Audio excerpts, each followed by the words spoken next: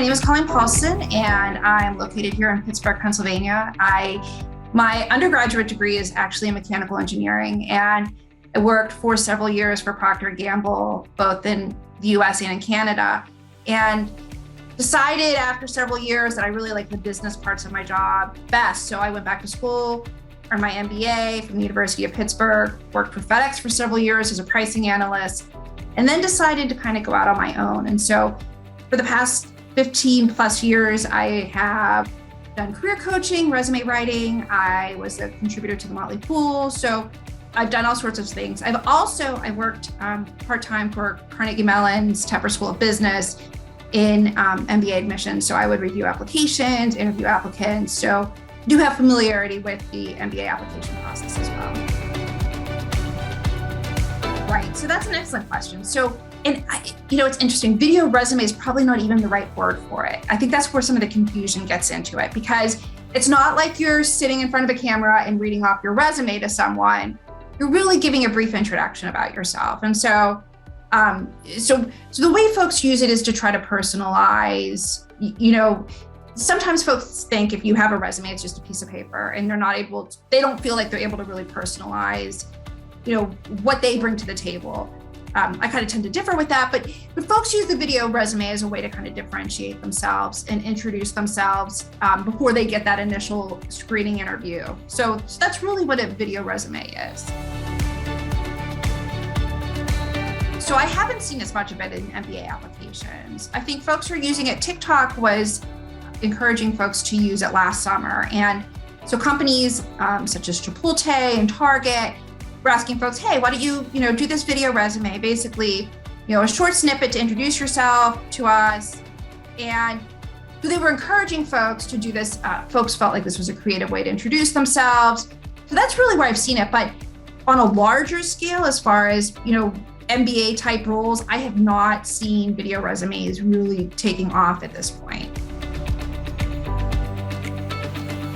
Right. So even in LinkedIn, you have the option to, use video to introduce yourself. And I think some folks, especially if you feel very comfortable on camera and maybe not as comfortable in a written format, it's a way to introduce yourself, to show your personality, to really, show how you would be in action. And so, let's say you're looking for a sales role or, a role where you're interacting with people. It's a great way to show, hey, I relate to people. I'm able to talk to you. And so, maybe you can't get that across via a regular resume. And so for folks that are very comfortable on camera, it can be a great way to show their relatability and just, how they interact in that kind of professional setting. Again, if you are the person sending it out, then, it just gives you a chance to really show how you are, and it's before you get into that initial screening interview. It's a way to, if you feel like your paper resume doesn't really represent you, it's a way to really show, hey, this is how I'll interact with people. These are the kind of things I have to offer. If you're receiving it, then it does help you to see the more human side, let's say, of someone. And so instead of just being a piece of paper, I'm able to see, how you present yourself, your professional presence, let's say. Those are the kind of things you see. Now, I will say that it also can introduce bias. And so that's one of the things that we talk a lot about is that, should we be making these kind of decisions based on, an initial impression of someone? So that is definitely a watch out.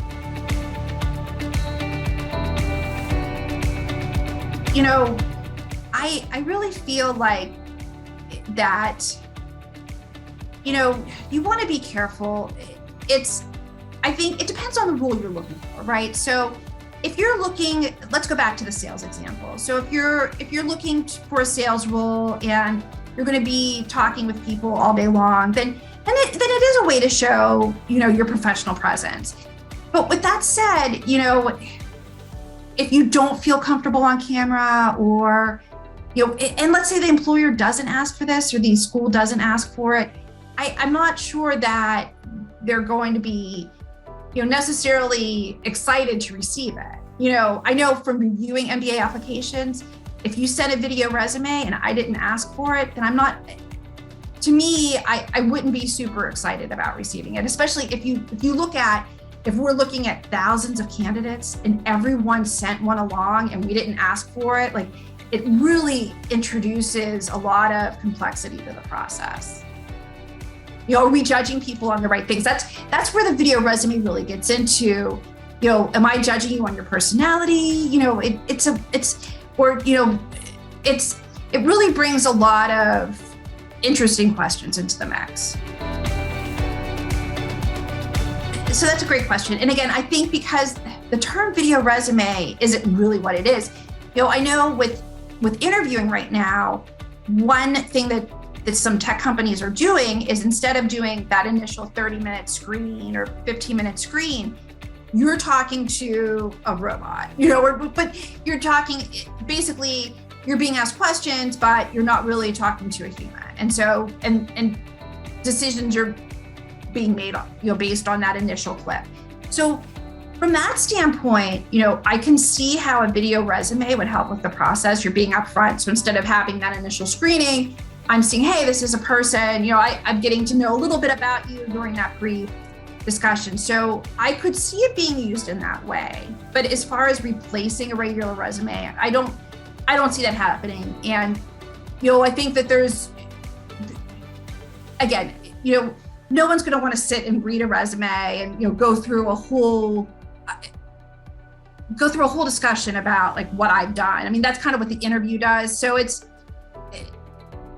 be interesting to see where it goes, especially with where video is.